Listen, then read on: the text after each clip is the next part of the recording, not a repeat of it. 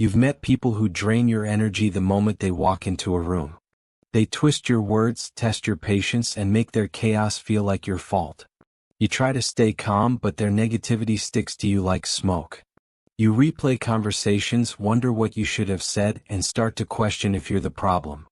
By the end of the day, your peace feels poisoned. This is the quiet battle no one talks about, the fight against toxic people.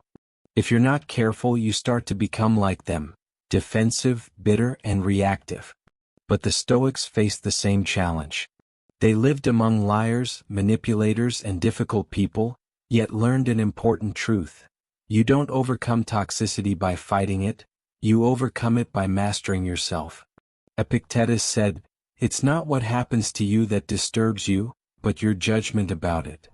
You can't control who comes into your life, but you can control how much space they take in your mind. So today isn't about changing them, it's about changing how you respond. The first step is recognition. Think of your mind as a strong fortress. Every thought and emotion stands guard. If you don't recognize a threat, you'll let it in.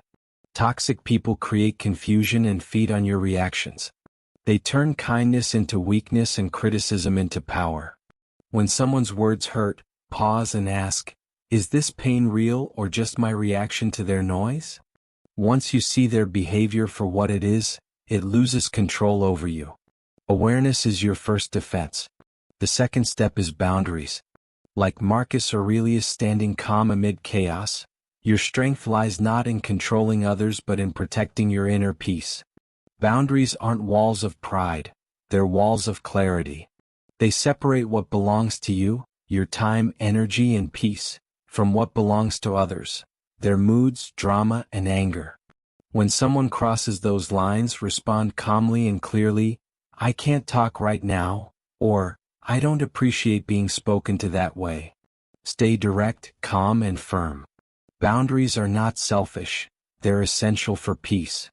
Boundaries are not meant to punish others, they're meant to protect your peace. When people test those limits, stay calm and consistent instead of angry. Each time you defend your peace without aggression, you show real strength and self-control. That's the Stoic wall, strong, steady, and unshakable. Next is indifference. Some people thrive on chaos. They use sarcasm, guilt, or blame to get a reaction, but you don't have to give them one. Seneca called this apatheia, freedom from destructive emotions. Indifference doesn't mean you don't care, it means you refuse to be controlled. When they provoke you, stay calm and neutral. Don't argue or explain. Respond like stone, steady and quiet. This isn't coldness, it's control. Indifference gives you emotional power, the ability to decide what enters your mind and what doesn't. Then comes repetition. Toxic people may ignore your boundaries and keep testing you. That's when patience and consistency matter. Therapists call it the broken record technique, and Stoics saw it as perseverance. When they push, calmly repeat your truth. "No, I already answered that," or "that doesn't work for me." No need to argue or justify, just stay firm. As Epictetus said, freedom is the only worthy goal in life. Real freedom comes from saying no without guilt or noise. When your calm meets their chaos, they lose power. Finally, there's stillness and perspective. Toxic people want quick reactions and instant drama, but Stoics move slowly. Seneca said, "The greatest remedy for anger is delay." Before you respond, pause. Take a breath. That silence isn't weakness, it's strength. It gives your mind time to regain control. The more still you stay, the faster their chaos fades, because nothing bothers a toxic person more than someone who refuses to react.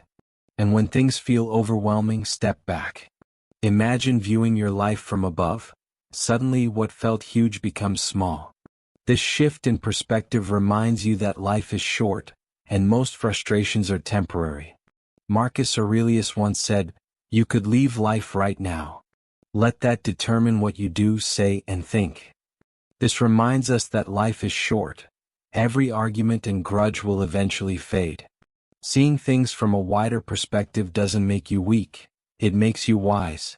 The more distance you create, the less power others have over your peace. Next is the path of the mirror. The people who anger or irritate you often reflect something within yourself that still needs healing. As Carl Jung said, everything that irritates us about others can lead us to an understanding of ourselves.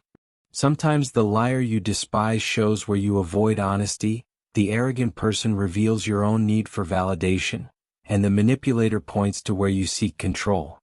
This isn't about blaming yourself but about becoming aware. The Stoics practiced this daily, asking themselves what kind of person they wanted to be and using challenges as lessons.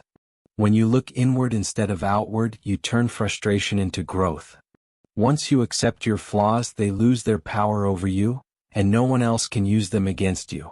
Then comes the path of limitation. Even the strongest person needs to protect their space. You can't heal in an environment that keeps reopening your wounds. Limiting your time with toxic people isn't cruel, it's wise. Seneca said, "Associate with those who make you better." You can't control others, but you can control how much of your energy they get. Shorten the calls, skip the gatherings that drain you, and remember, you owe no one unlimited access to your mind.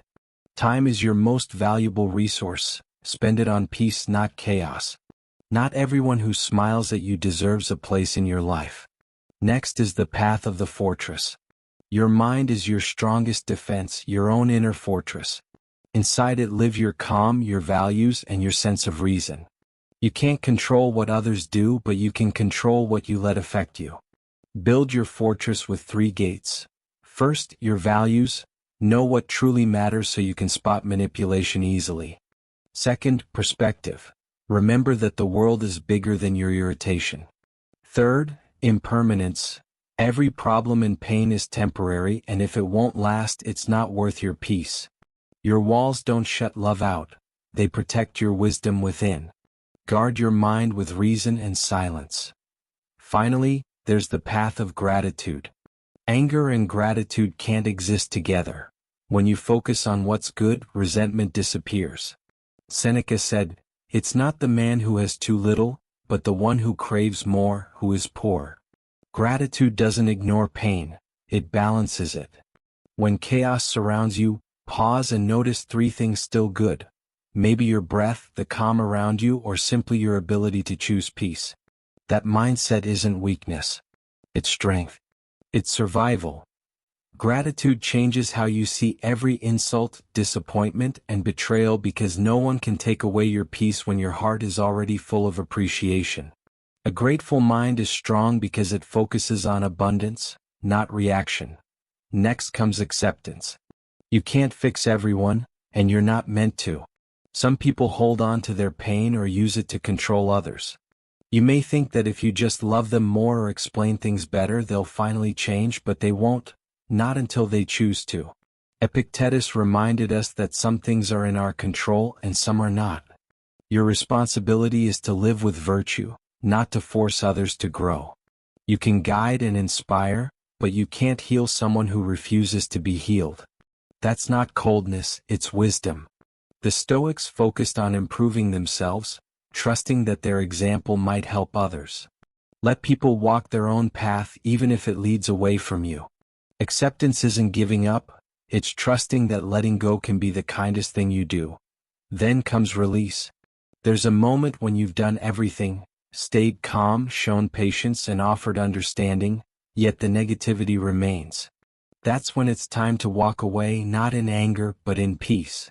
Walking away doesn't mean you're weak, it means you've learned that silence is sometimes stronger than argument.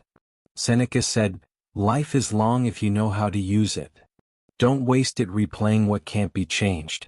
Forgiveness in Stoicism isn't about excusing others, it's about freeing yourself. It's the act of dropping the heavy resentment you've been carrying so you can finally feel light again. Marcus Aurelius wrote, "When you wake up, think of what a privilege it is to be alive, to think, to love, to feel." That's true peace, not through control but through letting go. When you stop trying to fix the world, you begin to heal yourself. In the end, you've walked 12 Stoic paths, each one teaching you how to protect your peace and strengthen your mind. Recognize negativity before it enters. Set boundaries to guard your time and energy. Practice indifference to starve chaos of attention. Use repetition to stay steady in your truth. Find stillness and pause before reacting. Keep perspective and rise above the moment. Use the mirror to learn from what triggers you. Apply limitation to choose peace over presence. Build your fortress to protect your inner calm. Practice gratitude to dissolve anger. Show acceptance by releasing control of others. And finally, release. Walk away lighter and freer. Toxic people lose their power the moment you stop giving them your energy. Your calm is your rebellion. Your peace is your strength. And your silence, that's your victory. If these words spoke to you, share them with someone who's fighting their own storm. Remember, as Epictetus said, there is only one path to happiness: to stop worrying about what's beyond our control. Stay grounded, stay strong, and stay true.